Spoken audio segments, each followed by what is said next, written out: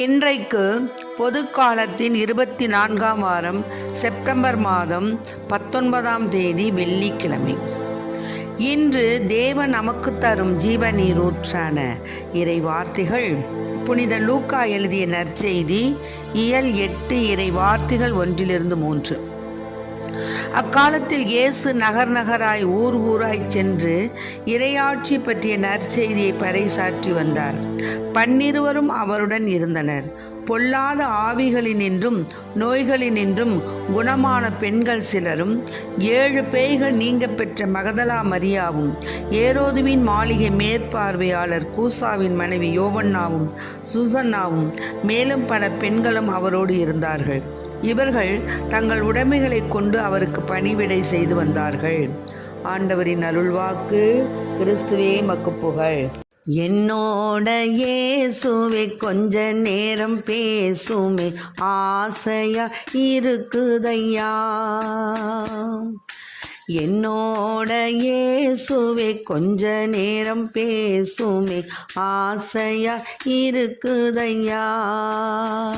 ஓ அருகில் நான் அமர்ந்து என் கதைய சொல்ல வேணும். ஓ அருகில் நான் அமர்ந்து என் கதைய சொல்ல வேணும். எப்போதும் நான் இருப்பேன் என்று சொல்லவும் வேணும். எப்போதும் நான் இருப்பேன் என்று சொல்லவும் வேணும். என்னோட இயேசுவே கொஞ்ச நேரம் பேசுமே, ஆசையா இருக்குதையா. நான் திரும்புகிற திசையெல்லாம் ஓ உருவம் தெரிய வேணும். திரும்பாத சொந்தமாக நீ மட்டும் எனக்கு வேணும். என்னோட இயேசுவே கொஞ்ச நேரம் பேசுமே, ஆசையா இருக்குதையா. உன் கைய பிடிச்சி நானும் காலார நடக்க வேணும். உன் கைய பிடிச்சி நானும் காலார நடக்க வேணும். கலங்குற என் கண்ண உன் கரமே தொடைக்க வேணும். கலங்குற என் கண்ண உன் கரமே தொடைக்க வேணும். என்னோட இயேசுவே கொஞ்ச நேரம் பேசுமே, ஆசையா இருக்குதையா. ஆசையா இருக்குதையா. இன்றைக்கு நம் தேவன் தரும் ஜீவநீரூற்றான இறை வார்த்தைகளை கேட்டோம். அதாவது பெண்களும் இறையாட்சியின் சம பங்காளிகளே அப்படிங்கிறத தான் இன்றைய வாசகம் நமக்கு உணர்த்துது. பெண்களை தாழ்வாக கருதப்பட்ட காலம் அந்த யூத சமுதாயத்தில். அதனால் அவங்க என்ன பண்ணுவாங்க, எப்போவுமே பெண்கள் அவங்க குடும்பத்தில் தந்தைக்கு கணவனுக்கு மகனுக்கு கட்டுப்பட்டவங்க. இன்றைக்கும் நம்ம நாட்டிலையும் அந்த நிலைமை, அதாவது இப்போ கிடையாது, கொஞ்ச நாளுக்கு முன்னால் பார்த்திங்கன்னா பெண்கள், அதாவது அடுப்போதும் பெண்களுக்கு படிப்பதற்கு அப்படின்னு சொல்லிட்டு பெண்களை அடிமைகளாக தான் வச்சுருந்தாங்க, வெளியிலலாம் விட மாட்டாங்க. ஆனால் இது மாதிரி பெண்களால் எந்த ஒரு வெளிப்பாடான செயல்பாடுகள் செய்ய முடியாது.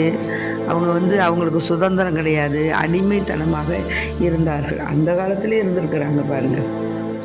அப்படி இருக்கும் பொழுது இயேசு கிறிஸ்து என்ன பண்ணார், ஒரு புரட்சியாக ஒரு விதையை விதைச்சார். என்ன விதை விதைச்சார்னா, அந்த பெண்களையும் என்ன பண்ணார், அதாவது சமநிலையாக, ஆண்களுக்கு நிகராக பெண்களையும் சமநிலையாக்குகிறார். அதாவது நற்செய்தி அறிவிப்பின் பங்காளிகளாக பெண்களையும் இணைத்து கொள்கிறார். அப்படி பார்க்கும்போது தான் அவருடைய காலத்தில் இந்த மகதலா மரியா, இந்த கூசாவின் மனைவி யோவன்னா, சூசன்னா, இன்னுமாக பல பெண்கள் அவருடைய போதனைக்கு பின்னால் நடந்து கொண்டிருந்தார்கள். அவங்களுக்கு உதவி செஞ்சுக்கிட்டு இருந்தாங்க. அதனால தான் இவங்க என்ன செஞ்சாங்க, தங்களுடைய உடைமைகளை கொண்டு அவருக்கு பணிவிடை செய்து வந்தார்கள். பெண்கள் தங்களுடைய உடைமைகளை எல்லாம் கொண்டு ஆண்டவருக்கு, அவங்க பின்னாடி இருக்கிற அந்த சீடர்களுக்கு எல்லாம் உதவி செஞ்சுட்டு வந்தாங்க. இதில் இந்த மக்தலா மரியாள் தான் ஏசப்பா உயிர்த்த உடனேயே முதல் காட்சி கொடுத்தது இந்த மக்தலா மரியாவுக்கு தான். ஆகவே அன்பு பிள்ளைகளை, நம்முடைய வாழ்க்கையில் நாம் பெண்கள் தானே என்று நாம் சோம்பி கிடக்கின்றோமா? கிடக்கக்கூடாது. இறைமகனுக்கு எப்படியெல்லாம் நம்மால் ஊழியம் பண்ண முடியும், சொல்லால், செயலால், பாடல்களால், இன்னும் நம்மளுடைய ஊழியங்களால், சரீர உழைப்பினால், இன்னுமாக பொருளாதாரத்தால், எத்தனை வழிகளில் நம்ம இறைவனுக்கு ஏற்புடைய பிள்ளைகளாக பெண்களாக வாழ முடியும் அப்படிங்கிறத நாம் கண்டு உணர்ந்து அத்தகைய ஆண்டவருக்கு பிரியமான காரியங்களை நம்ம ஈடுபடணும். கோவில்களையும் சரி, பங்குகளையும் சரி, நாம் இருக்கக்கூடிய பகுதிகளையும் சரி, நம்மால் என்ற ஒரு உதவி, அந்த உதவியை நம்ம செய்து நம்ம பிள்ளைகள் குடும்பத்துலேயும் சரி, குடும்பத்துலேயும் நாம் என்ன செய்யணும், பிள்ளைகளுக்கு நாம் ஒரு எடுத்துக்காட்டாக இருக்கணும். பெண்கள் பெரியவங்க, அதாவது வயது முதிர்ந்தவர்கள் தங்களுடைய பேர குழந்தைகளுக்கு நல்ல ஆண்டவருடைய கதைகள், ஓமைகள் வாயிலாக அவர் பேசியது, இன்னுமாக அந்த பைபிளில் இருக்கக்கூடிய நல்ல பெண்களால் எப்படியெல்லாம் தேவனுக்கு அவர்கள் ஊழியம் செய்தார்கள், சிறு பிள்ளைகள், இளைஞர்கள் எப்படியாக செய்தார்கள் அப்படிங்கிறதெல்லாம் நம்ம படித்து பார்த்து பிள்ளைங்களுக்கு நம்ம சொன்னோம்னா அது அவங்களுடைய மனசில் ஆழ பதியும். இன்னுமாக நாமளும் இத்தகைய வழியில் இறைவனுக்கு நம்ம ஊழியம் செய்யணும் என்று பிள்ளைகள் அவங்க மனசில் ஆழ பதிஞ்சிரும். அதாவது 5 வளையாது 50 வளையாதும்பாங்க. ஆக நம்ம சொல்லி கொடுக்குறத, நம்ம சொல்கிறத, காரியங்களை சின்ன பிள்ளை தானே விட்டுறக்கூடாது. அவங்களுக்கு நம்ம சொல்லிக்கொண்டே இருக்கணும்.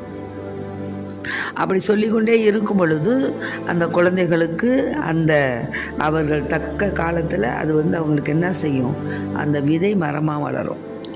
எங்களுக்கெல்லாம் எங்கள் அம்மான்னு சொல்லுவாங்க, இந்த மழை காலத்துலலாம் நல்லா இடி மின்னல்கள்லாம் வரும்போது எங்கள் அம்மா சொல்லுவாங்க, பார்பர் அம்மாவை வேண்டிக்குங்க, பார்பர் அம்மா, புனித பார்பர் அம்மாளே எங்களுக்காக வேண்டிக்கணும்னு சொல்லுங்கம்மா. அந்த இடி மின்னல் பெருங்காற்றுலாம் வராமல் நம்ம குடும்பத்தை தாக்காமல் இருக்கும்னு சொல்லுவாங்க சின்ன பிள்ளைகளை.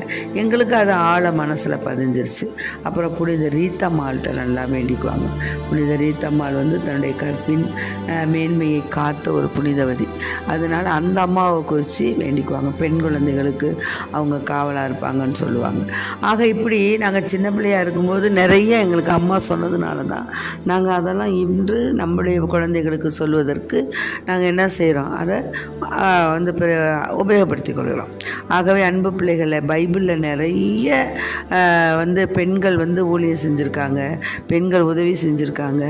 இன்னுமாக அநேக பெண்கள் ஆண்டவரோடு கூடவே சென்று இன்னுமாக அந்த சீடர்களுக்கு போதிய வருமானங்கள் இல்லை என்றாலும் அவங்க என்ன செஞ்சாங்க, தங்களுடைய உடைமைகளை விற்றாவது அவர்களுக்கு உதவி செஞ்சாங்க. ஆகவே அன்பு பிள்ளைகளே, நாமும் நம்முடைய நம்மாலான இறைவனுக்கு உதவி செய்ய நம்மாலான அருள் உதவி, பொருள் உதவிகளை எப்படியெல்லாம் செய்ய முடியுமோ அப்படியெல்லாம் செய்து இறைவனுக்கு ஏற்புடைய பிள்ளைகளாக வாழ பெண்களாகி நாம், அதுவும் இளம் பெண்கள்லாம் இப்போ என்ன செய்கிறாங்க, நிறைய தேவையற்ற காரியங்களை ஈடுபட்டு கொண்டு இருக்கிறாங்க. ஆனால் அது மாதிரி இருக்கக்கூடாது. இளம் பெண்கள், நாங்கள் சின்ன பிள்ளையாக இருக்கும்போது போய் கோவிலை தூய்மை செய்வோம், பீடத்தை தூய்மை செய்வோம். அப்போலாம் பார்த்திங்கன்னா பித்தளையால் மெழுகுதிரி வைக்கிற ஸ்டாண்டு இருக்கும். அந்த மெழுகுதிரிக்கு மேலே அந்த மெழுகுதிரி வச்சும்போது அது அழகாக இருக்கும், பித்தளை ஸ்டாண்டு. அந்த பிராசோ கொண்டு நாங்கள் பிராசோ அப்படிங்கிற ஒரு அந்த சோப்பு, அதை கொண்டு நாங்கள் என்ன செய்வோம், நல்லா தேய்ச்சி விளக்கி அப்படியே ஃப்ரெஷ்ஷாக்கி அந்த கோவிலில் வைப்போம்.